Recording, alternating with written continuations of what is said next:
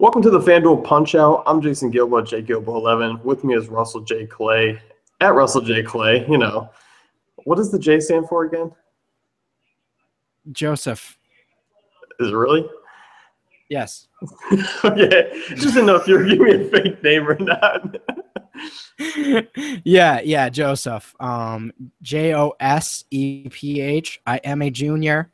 Not a junior in college, a junior in my heritage, in my name, in my life, in my journey. That's it. That's all I'm going. We're done with that. All right, well, that's nice. Looking at just slate here, and we got ourselves a Kershaw day. He is 13K. You got a Mad Bum at 12K. So you got some options to kind of pay up for because there's not a lot down low. Overall, you're going to be in that 27 to 2,900 range, depending on who you go with as far as an average, and it's doable here. You're going to be looking kind of balanced. Yeah, I think this is much more reasonable than sort of the DK monstrosity of pitching. So obviously we mentioned on DK, Chris Iannetta, 2,600. That's a solid value.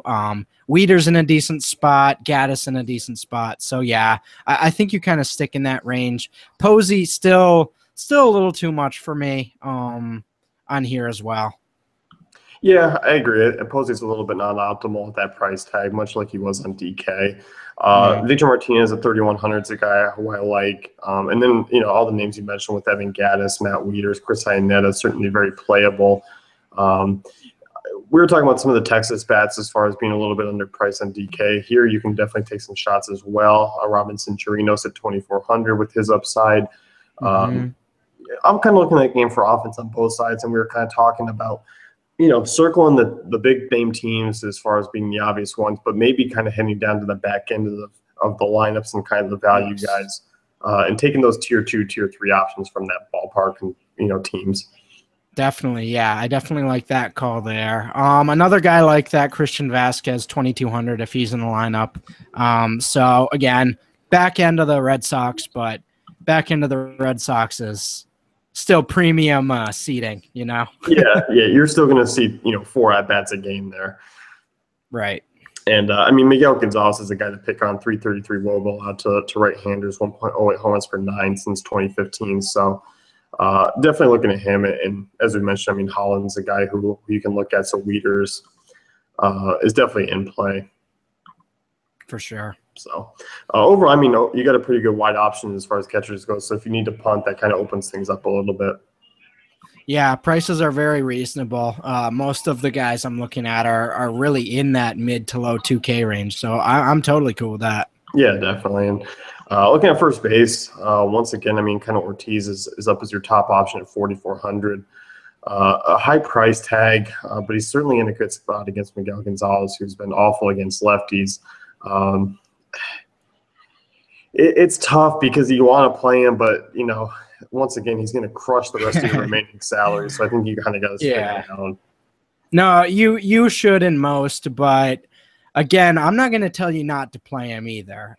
Is he going to be a high exposure guy for me? Probably not, just because, as you've told me many times, the pitching is the high floor, especially in cash. So I think that's definitely the direction you want to head. But Ortiz, definitely a solid option in for a high end guy. So you do want to pay down though, for the most part. Yeah, I think so. And I think this is where we kind of start to break into those tier 2, those drop downs, those poor man's David Ortiz, which is Hanley Ramirez at 3,100. I like him quite a bit. I like picking Miguel Gonzalez. He's in a really good spot to drive in some runs. Hoping we see a little bit more power out of him over the next couple months. But overall, at that price tag, I can't really knock him in this matchup.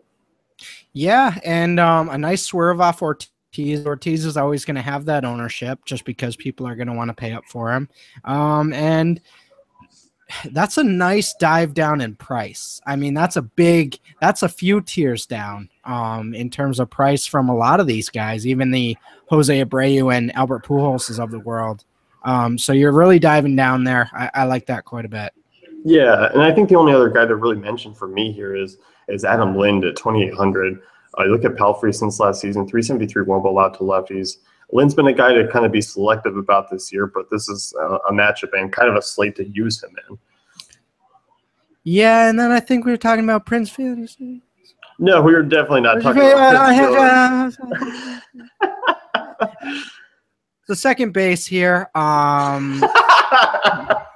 So we're not talking about Prince Fielder. Did you not hear my point on him? Did I drift away? So I really like Prince Fielder. Oh my goodness. Anyway, yeah. So that was really bad.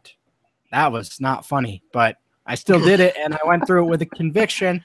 And sometimes conviction is funnier than the joke. So Robinson Cano, second base, 4K. I think you have to like that against Pelfrey. Yep, I do. If I'm playing up at second base, it's definitely going to be against Pelfrey with Cano. At 4K, he takes a lot of those options really above over 3,500 out for me. I think that's where you kind of start to dig down deep. It's kind of like Ortiz. I mean, a lot of those guys, I mean, are kind of closely packed up top to where you might as well spend the extra couple hundred. And that's kind of the same thing with second base. Yeah, especially though. I mean, obviously we're talking about the top four. I do like Altuve, but once again on this slate, Cano kind of takes him out of play. Don't love the matchup for Carpenter. And I don't know about Kinsler for 300 more than Cano. So I really think you can distill that down to just Cano up top if you are paying up.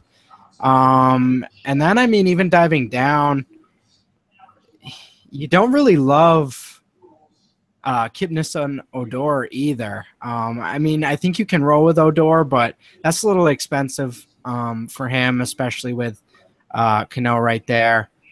I guess the guy next I would look at is LeMahieu, 3,400. Yeah, I don't mind him. I kind of like some of these Rockies guys. I mean, a decent matchup for him. I think Logan Forsythe 3K is an interesting one. You're looking at Tomlin, who's obviously the 8-1 record's a little bit deceiving. It doesn't miss a ton of bats and gets hit a ton. So Forsythe at that third 3K price tag is really intriguing for me. If you're going kind of balanced, he's been really consistent. Right. And I will say Profar is a much better reasonable price on here, 2,900. So I'm much more willing to engage in that here. Yeah, no, I definitely agree with you. Definitely a better value. And outside of that, I mean, hold on, moment of silence for Daniel Murphy at 2,500. Okay. Yep. Okay. Yeah. Beyond Profar down there, there's not really much. No, definitely not. Unless you want to play Colton Wong in the minors.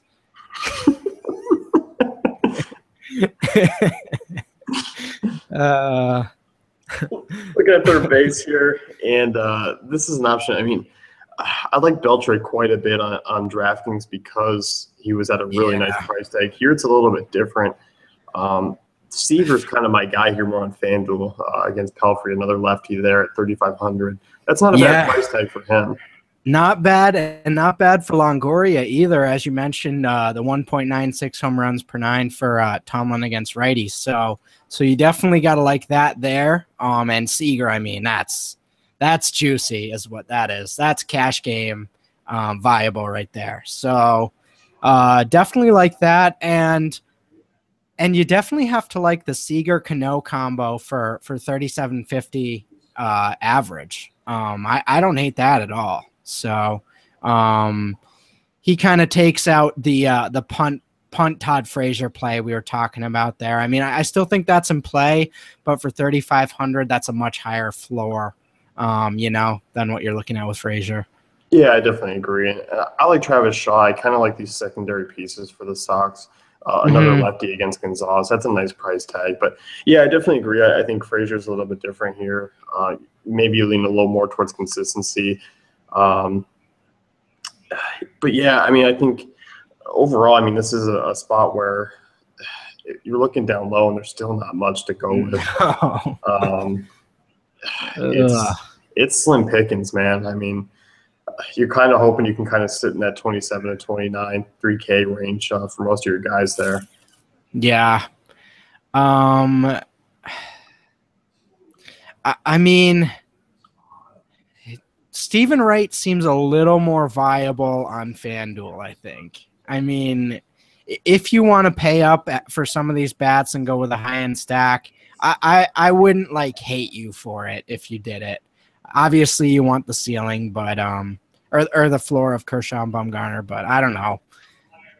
I think there's some pretty decent values here, but I'm gonna shut up before I get people to not do pitching in cash. So we're gonna move on. I think if I'm spinning down, it's going to be to Bumgarner to save an extra 1,000. Yeah, I think that's going to be fair. it for me. That's fair. I think we should move on. Yeah. All right. Yeah, sounds good. Shortstop here, bud. Shortstop is here, and overall, I mean, this is kind of a range where I'm going to be paying down at.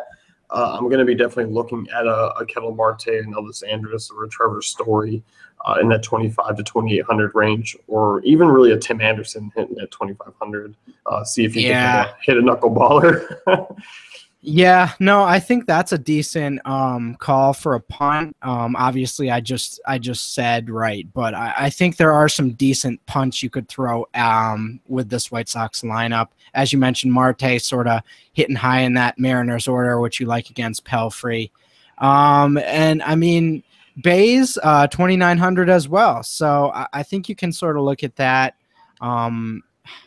Seager, I won't have a moment of silence for him, but yeah, I don't think we can really look seriously at that either. But Brad Miller might be able to beat up on your anti-Boy Tomlin there. Yeah, he definitely could. I mean, 3,300, he's showcased some power lately. So, I mean, those numbers have come up a little bit. But this is a slate where I don't see myself paying up at shortstop at all. Yeah. I just like those three guys, Marte, Anderson, Story, a little too much. And they're going to be the value guys that gets me that extra 100 to 200 for an average remaining. For sure. Yeah, I don't see myself paying up that much either. Correa is kind of intriguing, but with the huge discount, you're going to be searching for cash. So, yeah, definitely looking at that there. Yeah, I think really, I mean, Correa Bogarts is only more in play as far as GPPs if you actually have some salary left over there. Mm-hmm.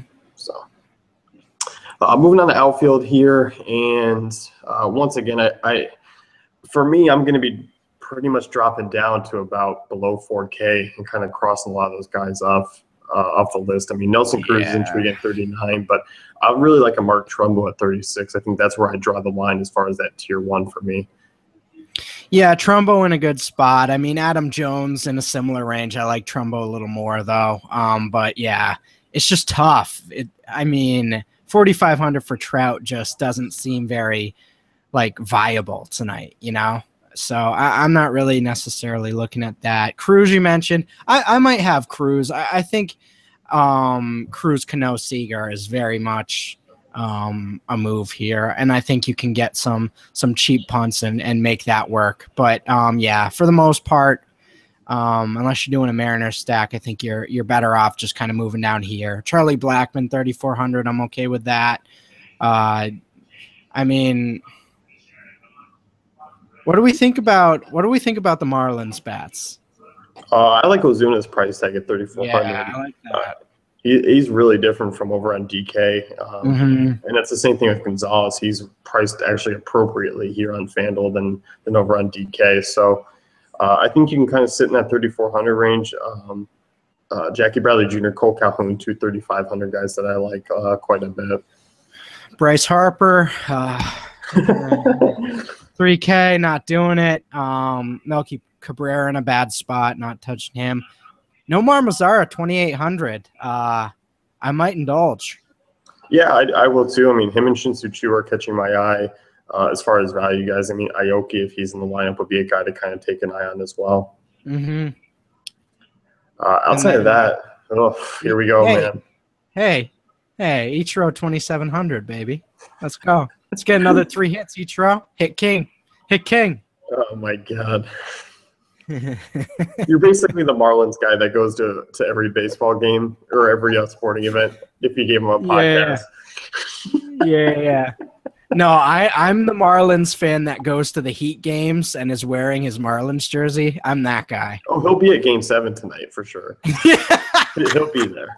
In his Marlins jersey. He'll be there. If I need to punt, a Nolan Reimold at 2,400 is going to be probably the only guy viable against Derek Holland there. It's probably going to be about it, or Rick Card. I mean, if he's whoever's in the lineup there for Baltimore. Yeah, I've kind of soured on Ricard a little bit, but he is a viable punt for sure at his price. Yeah, I think so. And outside of that, I mean, there really isn't a whole lot to kind of dig down. I think it's just going to be one of those times where you wait until lines come out and see if anything crazy's happened, and maybe hope a bare min guy pops up. Definitely. So let's go wrap things up here with the FanDuel Punch Out. Be sure to check out dailyfantasycafe.com for all our great tools and content.